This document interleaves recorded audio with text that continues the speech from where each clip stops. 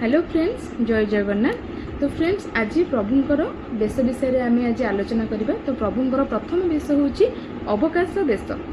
यही बेश मंगल आरती आमर मैलम पर ए बेश आमर आरंभ हुए। यार निर्धारित समय होची सकाळ 6टा रु 6:30। यही बेश प्रभु कौन करती ना दांत मार्जना करती, ता सहित स्नान विधि मध्य समापन करती। आमे जेमती घरे समस्ते सकाळ उठी दांत घसु गाधाऊ, ठाकुर भी सेमती दांत मार्जना और स्नान विधि यही अवकाश नीति अवकाश बेश समापन करती। यही बेशर प्रवर्तक होउचंती शंकराचार्य। यही बेश जजातिंकर राजत्व कालरू नवम शताब्दी ए बेश प्रचलित।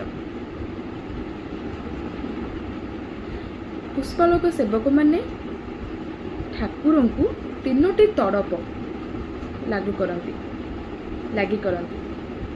सुदर्शन को मध्य गोटे तड़प एथरे दिया जाए। दुई प्रभु को 2टी उत्तरीय लागू करती। आपण मैंने जानी आम घर जो माने वयोज्येष्ठ लोक माने घर मुरबी जी सी माने कांधरे गामुछा पकाती। ठीक सेपरी प्रभु जगन्नाथ और प्रभु बलभद्र को 2टा उत्तरीय लागू करा जाए। माँ सुभद्रा तो भौणी। यहीपरि भाव में अवकाश बेश प्रभुंकर आरंभ करा जाए और समापन मध्य करा जाए।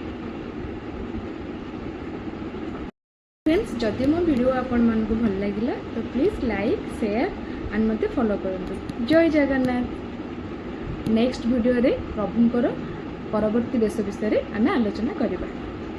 जय जगन्नाथ।